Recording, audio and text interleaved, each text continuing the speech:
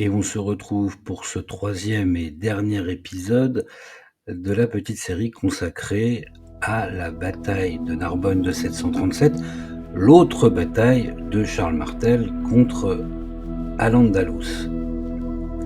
Héritage et lecture de l'histoire.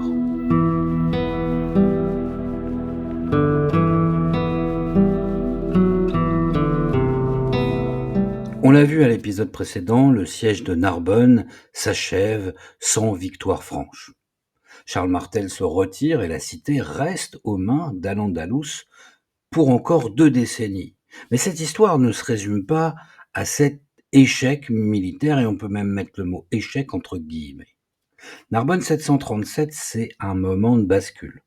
Un instant où le midi de la Gaule s'ancre durablement dans le monde franc et où se dessine peu à peu la frontière qui séparera la France des royaumes hispaniques à venir plus tard. Aujourd'hui, dans ce dernier épisode, nous allons quitter le champ de bataille pour explorer ce que ce siège a vraiment changé et comment les historiens l'ont interprété. Parce qu'on n'en a pas parlé encore beaucoup, des historiens. J'ai pas encore cité de sources où j'ai puisé mon travail pour ces 3 épisodes, mais justement, on va en parler dans quelques instants.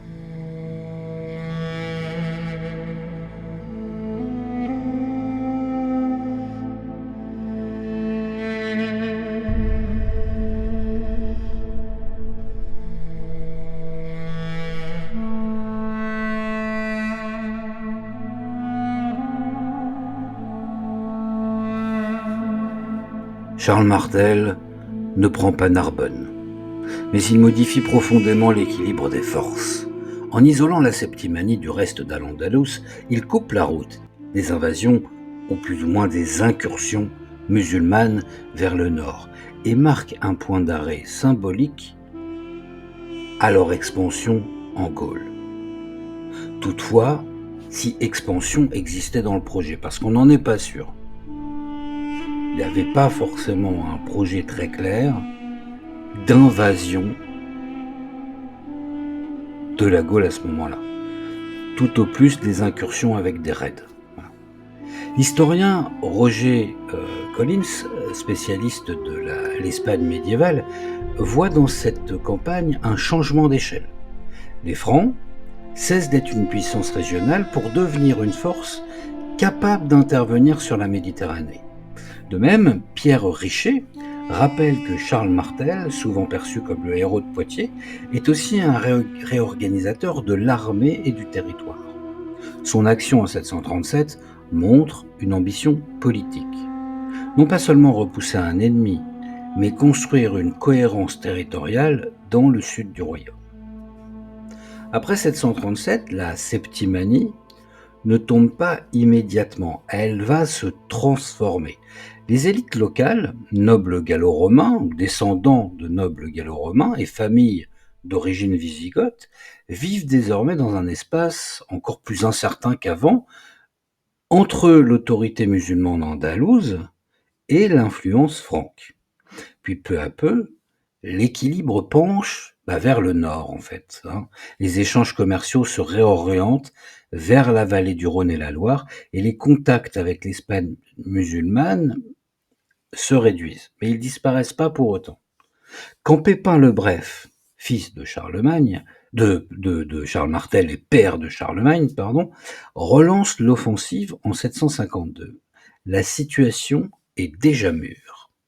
La population chrétienne locale soutient les Francs, fatiguée d'un pouvoir musulman andalou affaibli.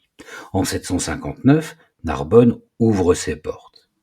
Pour l'historien Michel Rouche, cette conquête pacifique marque le passage d'une frontière mouvante à une frontière d'État. L'espace carolingien se fixe et le sud de la Gaule entre définitivement dans la sphère franque. Ce que le siège de Narbonne révèle, c'est que la Méditerranée du 8e siècle n'est pas divisée en 2 mondes fermés, mais malgré les guerres, les échanges persistent. Il y a toujours du contact. Marchands juifs et chrétiens, voyageurs arabes, lettrés qui circulent entre les 2 rives. On a même des chrétiens, qui comment mais des chrétiens, des moines, hein, pas des commerçants là pour le coup, des moines, hein, qui se promènent, voilà, dans cet espace. L'historien Philippe Sénac, alors lui, ça a été peut-être le plus important, hein, de tous ceux que j'ai lus et je vous conseille vraiment ses ouvrages parce que, bah, je les trouve particulièrement qualitatifs. C'est un spécialiste des contacts de cette période, mais surtout des contacts entre chrétiens et musulmans. Et il insiste sur un point bien précis, Philippe Sénac. Les conquêtes ne détruisent pas les liens, elles les reconfigurent. La frontière entre Al-Andalus et le monde franc devient une zone de dialogue et aussi également de rivalité, bien entendu, mais où s'échangent des savoirs, des objets, et parfois même des mots. Enfin, voilà, de simples dialogues dont on ne connaît pas la teneur aujourd'hui, mais du dialogue quotidien. Il faut vraiment imaginer une, oui, 2 mondes différents, certes, mais vraiment une zone de contact forte. Longtemps, la figure de Charles Martel a été instrumentalisée. Vous le savez tous, dès le XIXe siècle, certains historiens ont voulu faire du siège de Narbonne, hein, à l'instar de la bataille de Poitiers, le symbole d'une défense de l'Europe chrétienne face à l'islam envahisseur. On le sait, cette lecture, elle est anachronique. C'est ce que rappellent Régine Lejean ou encore Dominique Barthélemy, qui écrivent que les guerres de Charles Martel n'étaient pas religieuses. Il pillait les églises, lui, de ses richesses, tout autant que le faisaient les cavaliers musulmans ou les musulmans qui s'adonnaient à des raids, à des expéditions, et qui pillaient également les richesses des lieux, des villages, des églises qu'ils trouvaient sur leur chemin. Tout était politique et territorial en réalité dans l'action, autant des musulmans andalous que des francs de Charles Martel. Les frontières du 8e siècle n'opposaient pas deux civilisations en réalité, hein. Elles opposaient deux pouvoirs qui cherchaient à stabiliser leur zone d'influence. L'idée d'une guerre de civilisation à ce moment-là est un fantasme. Revenir à Narbonne, c'est donc relire l'histoire sans l'enfermer dans les mythes modernes. Aujourd'hui, quand on traverse Narbonne, on voit plus rien du siège de 737. Mais sous les pierres, sous les ruines antiques et les vestiges médiévaux, il y a la trace de cette ville frontière.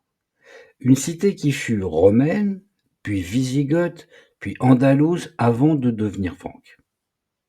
Comme l'écrit Michel Rouche, je vais le citer, le Midi n'a jamais cessé d'être un espace de contact où chaque conquérant a laissé un peu de son monde derrière lui.